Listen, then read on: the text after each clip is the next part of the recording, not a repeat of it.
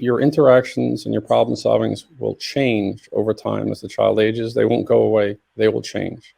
Just keep at it, and you'll be amazed with the progress. You're changing the world one child at a time, right? Amen.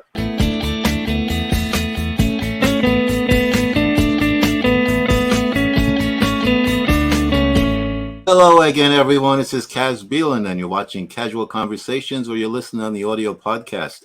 And it's really great either way, but the visuals are much more pleasant because today we have a person who's very important to our world.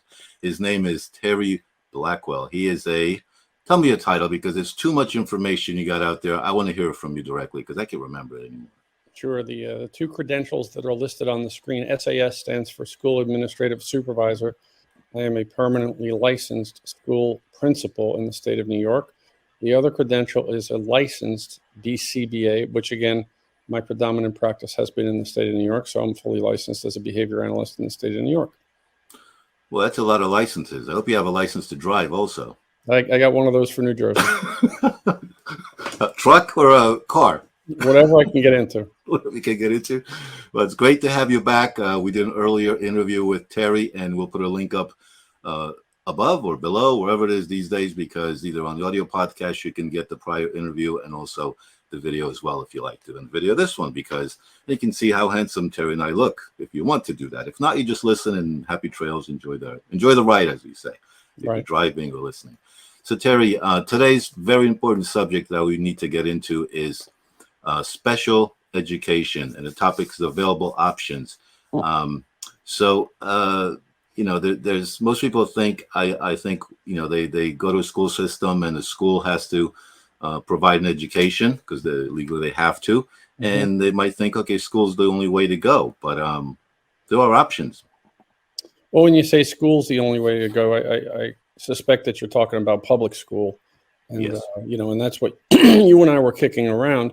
This is a very challenging area to consider, especially if you're a parent of a young child who has special needs, right? There's a sense of powerlessness when you first hear that your child has fill-in-the-blank diagnosis and you run around to your pediatrician, you run around to specialists. The expectation as a parent is that the school district is going to help you with this. It has been my experience that there are very different types of districts. There are those districts, again, in my experience, typically working middle-class districts that will give you everything they've got to help your kid. And then there are other districts, typically the wealthy districts in my experience, that kind of size you up and try to figure out, well, do these parents have the capacity to cause us grief in court? So you and I talked about options. What are options? And I always come back to, I spent a good portion of my professional career by Yankee Stadium in the South Bronx, back when it was a demilitarized zone. And we ran a very, actually an award-winning preschool special education program for kids 3 to 5 years old. The neighborhood was so tough at the time, the building didn't even have windows, because if we'd had windows, we would have had no furniture. But that school was found to be, by the State Education Department of New York, one of the 2 best in the entire state. And our predominant parent was a single working, limited English proficient mom. And we gave everything that we had. And I always use that as a frame of reference. What if the person who has a special needs child is that same parent, whether that be in New Jersey or in New York or Maryland or wherever? I assume that they're really doing the best that they can for their kid, because certainly our parents in the Bronx did, and that they just don't know what their rights and privileges are for their child. So today I'd like to talk a little bit about options other than public school. Basically, if you have a child who has special needs, your public school is obliged, as you started off by saying, to provide a free and appropriate public education. That's FAPE is the initials for that. Now that gets tricky because parents, and I've met many, many parents over the course of being a BCBA who say, well, my school district just warehouses my kid. They push him from year to year and he makes no progress.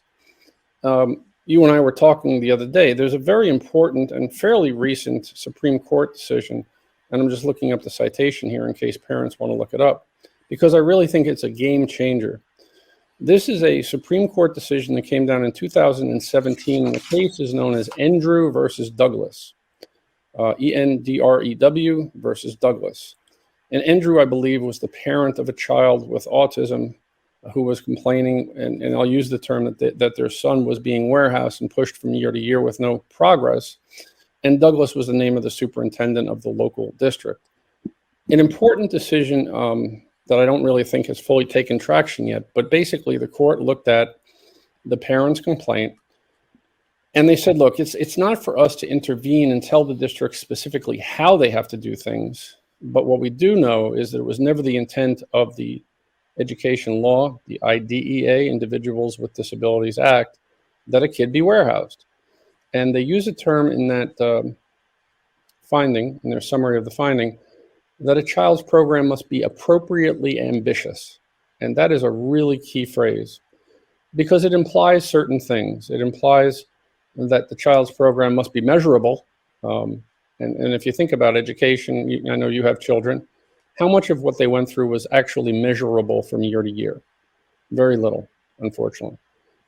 This tends to lead now full circle back to the ABA, which for autism in this country is at least according to the Surgeon General site, the only proven effective treatment based upon 50 years of experience. So, we start to talk about what are the options for that single working mom who's got a kid my size. I'm a large human, right? So mom's 5'2", weighs 100 pounds, and she's got a 16-year-old at home who's 250 pounds with a significant disability, severe aggression, and her school district just keeps sending the kid home. What's her options? Well, I guess that the first question is, are there options? Or are you simply obliged to take what the school district gives you? The absolute answer to that question is no, you are not. Not unless, and now with the Supreme Court finding, not unless that program is appropriately ambitious. So Terry, that's the public schools. But what about other institutions like parochial schools and other ones? Is do the same rules apply for them? They have to. No, in fact, they become alternatives to public school to the extent that and I'll give you a good example. During the pandemic, I think it was well over 1 million children nationwide, their parents didn't want them to get the vaccine. So they pulled out of public schools and did homeschooling. Now, I'm not saying that that's the entire reason for that 1 million kids. There were the teacher strikes and things of that nature as well. So parents really had to figure things. They had to figure out workarounds. Homeschooling is an option. Now, the issues become, where do you find qualified homeschool support? Parochial school, Catholic schools, Jewish schools, Orthodox schools. Those are all also options. The issue for a child with special ed is typically that child is going to need some highly specialized instruction, whether that's from a special education teacher, some speech pathology, perhaps physical therapy, occupational therapy, nursing. And it varies from state to state. I was very, very surprised to find out that in the state of New York, one of the former commissioners told me that were a parent to take a child out of public schools, and this happened to be in Rockland County, and place them in a parochial school, a Catholic school in this case, that the state was still obligated with the school district to provide what they call related services, the speech, the OT, the nursing, the psychology. I think you would have to look at that state by state and see what the regulations support. But there's also multiple options for a child with special education if you want to go the route that requires some legal intervention. That is a very different path. So what do you mean by that is a different path? You go to court about it, or like, what are you saying? Well, it's there's something called an impartial hearing, right? Education has its own framework. So coming back to the single working mom, let's say that she's got a school district that's kind of shining her on and pushing the kid through from year to year, and she's fed up with it. Well, you can always go and talk to an attorney. It doesn't cost you anything usually for the first consult. It's an expensive path in my experience, and if you think about it, it's almost a little bit like judo. The district is using your own tax dollars against you. But if parent needs to really go that path, likely the first step outside of the district is to go to what they call an impartial hearing, where the parent would present their case. This is what's going on with my kid. I don't think it's fair or appropriate. It's not measurable. Year to year, they were in second grade doing nothing. They're now in fifth grade, and I keep on hearing the same thing. He's such a nice kid, but I don't see him learning how to read. I don't see him coming anywhere near his grade level, and I don't see anybody trying to help him to do that in a way that I can quantify. There are several different places. I mean, Wrightslaw was a resource that I used to use a lot when I was running special ed programs. W-R-I-G-T-H, Wrights, not R-I-G-H, Wrightslaw, where you can really do a nice deep drill down on what are the rights of parents for students. If you do end up going the path of litigation, it's expensive, it's time consuming, it's emotionally draining. There are several different paths. There's something called a Carter letter decision, which is kind of cool. This is my nerd self speaking. This was from Georgia. It was not related in any regard to President Jimmy Carter or his family, but it was a parent. And I actually think the first case that used it in Jersey was down by Princeton. A parent essentially pulled their kid out of the district, placed them in a school that they thought was much more proficient and was providing a measurable outcome and challenging their son. And after a few months, they went to the court and said, look, you know, we need the district to pay this tuition, which was a lot of money. I think it was about $110,000 a year. And because they were able to provide a data set to the judge, and the school district was not from prior years able to provide anything like that, the judge found in favor of the parents, and the kid continued to go to school there at the cost of the district. There are multiple types of programs or decisions like that. But if you go in that route, my strong recommendation is you have a consultation with a qualified special ed attorney. Parents might not be aware of everything that's available out there, and things are continually changing. And Terry's been in the education field, special education, and others for many years, and he knows a lot of information. And a lot of it will link below the video if you're watching on YouTube or other social media. Also, audio podcasts will have some of those links that Terry mentioned to make it easier for you to find, and possibly a list of options. Now, you earlier you mentioned FAPE, but also LRE as a concept. Want to talk about that a little bit? Sure. Keep in mind, there really are three major components to special education law. You know, I'm speaking from my perspective. A lawyer might say there's 100. The first is the more generic term FAPE, which is an assurance to parents for students, disabled or not, of a free and appropriate public education. So this is lined up with what you were speaking about in the beginning, Kaz. The second is the special education law that came into effect. I believe it's called 94-142, Public Law 94-142, the Individuals with Disabilities Education Act. And that's the act that really lays out the intention of what's supposed to happen for a child with special needs in public education in the United States. Least restrictive. Oh, that's the dog. The dog just ran away. The dog ran away because he knows he's going to a special ed. The LRE is a very interesting concept. It basically says that a child should be educated in the least restrictive environment. And typically, the courts have found that that is their public school classroom right around where their typically developing peers are going to school. And very often, I've encountered parents of young children who, and this is very hard, you know, parents of kids who are, let's say, 3 to 7 years old, 3 to 6 years old, want nothing more than for their kid to be a normal kid, right? I mean, that's every parent of a special needs. I want them to do the best they can. I'd really love them to approximate normal. Unfortunately, I've seen LRE used as a judo tactic against parents to say, hey, look, you know, if we put your kid in this normally, typically developing school, they're going to have access to a gym. They're going to go to lunch with their typically developing peers. They might go to assembly. The ugly part of that being that there's no child out there with autism who is going to spontaneously manifest all the skills they need to get past the spectrum disorder because they happen to sit in a lunchroom where 51% of the kids are typically developing. So very often, parents who are in a battle to try to get their child in a private approved placement. And I want to mention an association here that I sat on the board for a little while. It's called NAPSEC. It's the National Association for Private Special Education Centers, NAPSEC. And you can look them up if you're listening to this, whichever state you're in. I guarantee you there is an approved private school near you.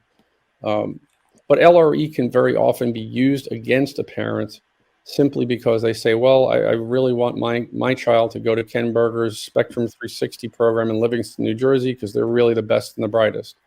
And the district says, well, but Ken's program is really out of the community. It's a more restrictive setting, and we disagree. And unfortunately, that tends to force parents to go the legal route through impartial hearings and things of that nature. Now, there's a question we have on the screen. What if my child is in public school and has an IEP but are not making any progress? What are the steps to rectify some of this? Well, I think the thing that I learned very early in my career was if you don't put it in writing, it never happened. So very often parents will make a phone call. Somebody might stop by and have a conversation at the school. Those are nice things. You always want to have a positive relationship with the people who are educating your children. But I will tell you from experience, if you do not have what your complaint is in writing in a sequence to try to resolve it, you're killing yourself. Because all of that time and all those verbal conversations will never, the other side's just going to say, no, I don't recall it the same way they did. Like you send me a bunch of notes in writing there, Terry. So what you're saying is true because I have it all in writing. So in case you missed something, I have it in writing. I can look it right up. But that is true. I have it in writing. I think that's a good advice in anything that you're doing, purchasing or having not an agreement, but agreement, not an argument, agreement with someone, because that'll cause an argument later. Now, what other options are there besides homeschooling and paying for private schools? Because we talked about homeschooling, private schools. We talked a little bit about the parochial school option. That's and more parents, I think, are very seriously looking at it. I heard the other day that in the state of New Jersey, the governor wants to mandate that a COVID vaccine be included as one of the vaccines for kids to go to school. And meanwhile, you had students over here at Rutgers University, law students at St. John's University, basically saying, look, this is an experimental vaccine and we don't want it. But now we're going to force it upon a 6-year-old going to kindergarten. So I suspect whether you like it or not, you're going to see more people going towards homeschooling. And the thing that has changed substantially is the technology to support that move. Right now, you can access some really good curriculum relatively inexpensively. I think the one that I was aware of was the Seton curriculum online for $900 plus or minus per year for the full year. And kids were reaching academic standards that were blowing away their public school peers. I'm not a subscriber to it, but I was stunned that the price was that low. The technology allows for communication across platforms. Kids are using social media. So that whole thing has changed. The NAPSEC, the approved private schools, if there is a need, there are certainly special needs schools. I worked for many years with Easter Seals of the Northeast, and they had a special niche. Their original corporate name was the Society for Crippled Children. Crippled no longer being a term that's used, but they were looking for kids who were severely medically handicapped. And by the nature of that specialty, they had physiatrists, they had people who were doing things that you couldn't ordinarily access in a public school setting. So I just, what are some of the key things that you want parents to know for or caregivers of children with special needs that, how would you summarize what they need to know besides the public school option? What are the key steps they should do to proceed to get some results that they're looking for?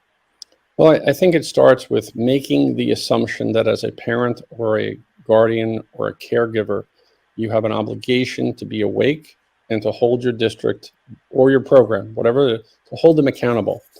And what does that mean? Don't make the assumption that simply because you're paying a lot of taxes and sending your kid to a blue ribbon school district, if your kid is a blue ribbon school district special ed kid, I've actually seen it work the other way for those kids, where they kind of drag down the local test scores, and so they get treated very differently. So accountability is game one. Putting things in writing, and I'm kind of an old-fashioned guy. I think that emails can work, but I also know that, because I've used it, that certified letters, the old-fashioned United States Postal Service, whatever it costs now, $3 or $4, send it certified, receipt, return requested. It gets a very clear message across to the people that you're dealing with that you're serious. And the accountability and also the measurable progress. Of a guy who became a friend of mine over here, Dr. Thomas Mazzarelli, once asked me a very, very hard question. He said, I want you, and at the time, I think my oldest son was maybe 12 or 13. He says, I want you to try to put yourself in a position 15 years from now Ask yourself these questions. What is your son doing? Who are his friends? Where does he live? What does he do for enjoyment? What are his hobbies? Who does he associate with? What are his special interests? And that's a very difficult question that amounts to the question, what does your child's education look like when it's done? And where do you want them to land? And if the progress that you're seeing doesn't take you towards that goal, do something about it. Don't sit and wait for somebody and expect altruism from the education system, because more than likely it's not going to happen. I mean, so what are the things you can do? I mean, we talked about private school and everything. What about the time in between the regular school year while the child is still in school? Like, what are the resources for that to help them so they don't lose what they've learned, throughout the school year? Yeah, that's a really good question now that we're coming up on summer. In educational language, because everybody's got to have their own language, that's called the extended school year, right? So a legal school calendar has to be 180 days. Who came up with it? I don't know, but that's the number, 180 days. You don't hit 180 days, you don't have a legal school calendar, all sorts of problems happen. The extended school year is different lengths in different states, but I'm going to defer to New York because of my experiences in New York. In New York, an extended school year was basically 6 weeks of 5 days a week. In New Jersey, I believe it is 4 weeks, 4-hour days. Where this gets interesting to me as a clinical person is that the test is that the child being out of school, let's say your son or daughter graduates the first week in June. So now they're pretty much not in school June, not in school July, not in school August, 3 months. Well, during that 3 months, will your son or daughter regress more than 50% of that time? Meaning, when they come back, they will have lost at least half of that time in their educational value or educational levels. The challenge is now, it used to be when I first got into the field, pretty much most kids got the extended school year. It was just that's the way it worked. Now parents have to fight for the extended school year. And as I pointed out in New Jersey, it's only really 4-hour days for 4 weeks. There is, in my experience, no test that can be used that can demonstrate the loss of a month and a half. So it becomes a real wrestling match. I do think that there are some resources that parents can use that are available online to support some of their kids' educational goals. For a while, I worked in New York State, up by Albany, New York, a place called Colony, New York, as an administrator of a school without walls that we actually operated on the Mohawk River. And what we sought to do was to integrate educational objectives into things like swimming, hiking, gross motor physical, things that were fun for the kids, right? It was quite a battle, looking back on that. I think we might have been accidentally ahead of our time, but our thinking was that, kids deserve to have a fun time too when they're out on a break, but that doesn't mean that they can't be learning. It just requires additional creativity, how to take that individualized education plan and make it normalized or generalized. So we've talked about, I guess, for the most part, elementary through high school age kids. Now, what happens, because I know there's a certain age out of the system where the kids, even in high school, I think go up to 19 or whatever age. But is there anything in there for parents kids who want to go maybe or are able to go to somewhat of a trade school or, some other educational institutions after that? Like, what resources are out there for them? Because suddenly school's over, high school graduation, yee wah, everybody's happy. And then next day, what do we do? It's a great question, and it's a national tragedy, Kaz. I think that back when I was teaching at Seton Hall Graduate School, we did a study on what happens to the kids who graduate from special needs programs. And the sad fact was that we came back to, and I'm going to round this off because the study was a long time ago, but it was St. Peter's College, it was William Patterson College and Seton Hall.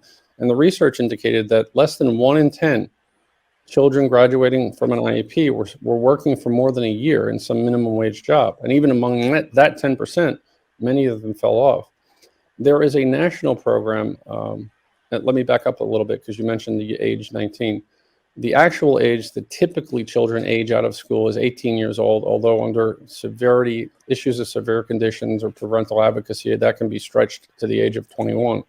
Mm-hmm. When the child graduates school, the phrase, I've also spent a lot of time in the adult services The phrase falling off the cliff is a national phrase, and everybody knows what it means. That means your kid no longer has the funding that's attached to education, and good luck if you can get anything.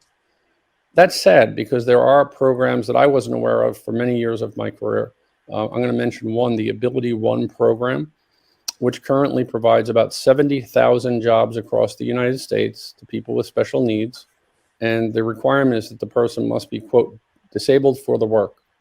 And what that means is that if the person didn't have some special accommodations, likely they would not be working.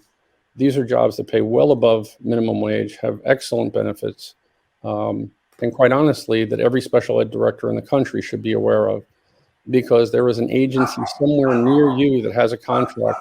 The agency that I ran for the past 6 years, we had over $100 million of contracts with places like the Pentagon, Andrews Air Force Base, Fort Bragg, North Carolina, the Interior Department building, the Clinton building.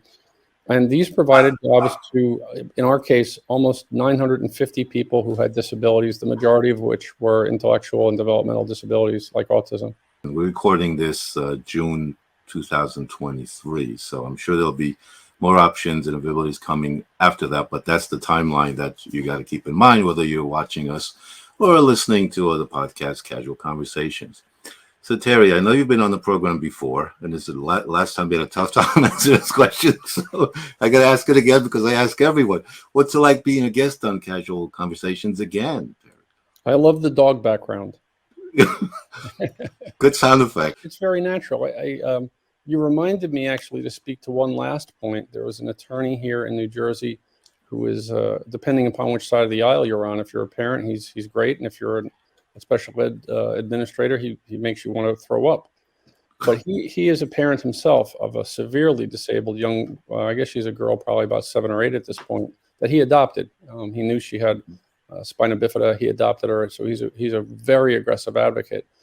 And he was the one that pointed out to me a long time ago. He said, the Individuals with Disabilities Education Act, inherent in the law, says that the results that you obtain in the school must generalize to the community in which the person lives.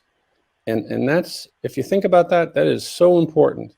It makes no difference if the kid can count to 5 and name all the colors in the book if they can't identify a policeman when they get lost in community. And so I'll leave you with that last thought. Yeah, or how to contact a person that they know, for help in case they get dislocated, somewhere else in town or disoriented, like some way to contact. That's so important information that you need to pass on. Otherwise, people are looking for them, and it doesn't, might not turn out well. So, well, thank you very much. Amazing information, incredible, Terry, as usual. Hope to have you back here on Casual Conversations. And any final quote you want to give to us? No, I think we've covered a lot of turf, Kaz, but I do have one quote. A friend who has an adopted daughter who has autism, and she approached me because she was going through a very hard time. And her name is Crystal. So if she ends up listening to this, what I told Crystal was, I said, your interactions and your problem solvings will change over time as the child ages. They won't go away. They will change. Just keep at it, and you'll be amazed with the progress. Changing the world one child at a time, right? Amen. That's how it goes. Thanks again. See you around. See you soon.